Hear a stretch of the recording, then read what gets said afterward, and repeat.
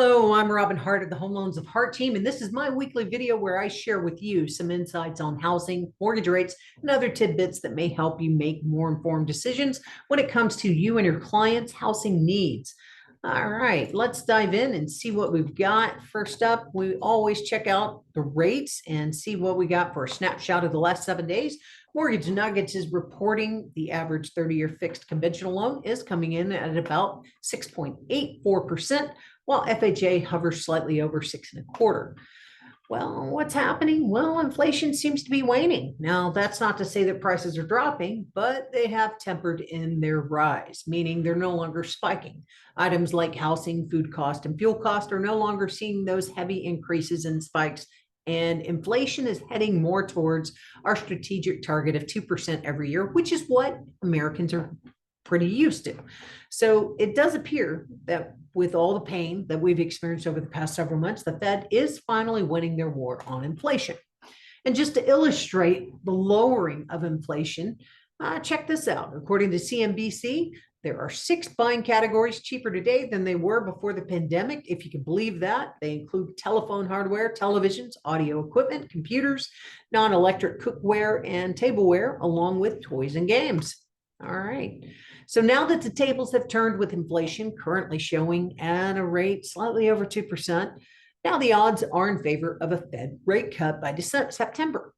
However, some financial experts we've been hearing from feel that if the Fed does make those rate cuts, it's likely those cuts would be sort of tempered by the Fed's other actions of aggressively lowering and running off of their balance sheet.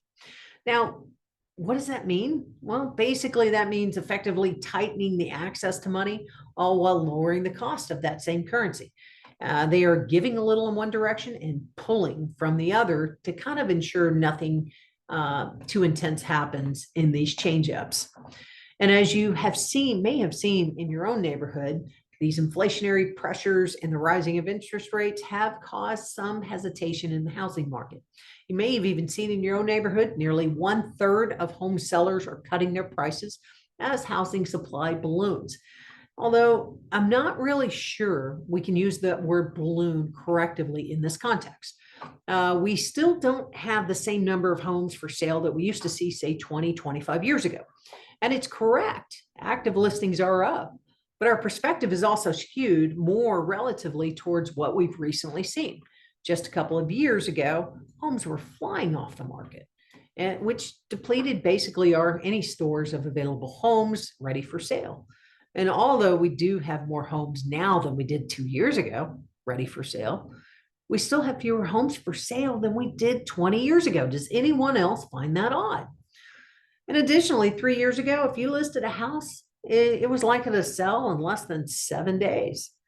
And so when homes do not sell immediately, sometimes it triggers this panic too soon, a trigger of price reduction immediately rather than exhibit a little more patience and perspective. Again, perspective is imperative. Knowing the historical numbers is a good context and helpful in making good decisions rather than a quick or desperate one. And on that same note, however, some areas are still holding steady and strong in real estate.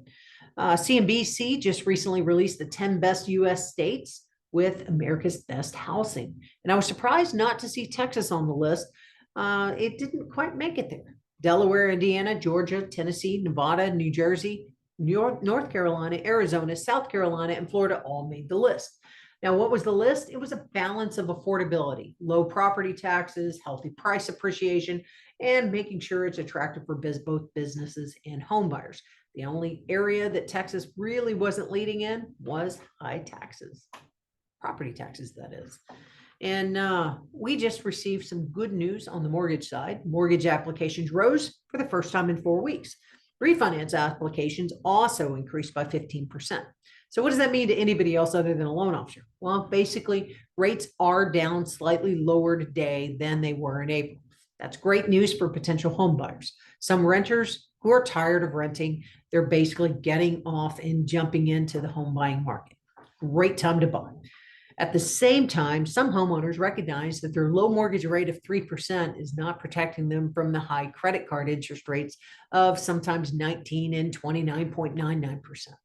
Sometimes it's better to bite the bullet and let go of the credit card debt and the 3% rate and get everything paid off, even if that rate is closer to 6 or 7%.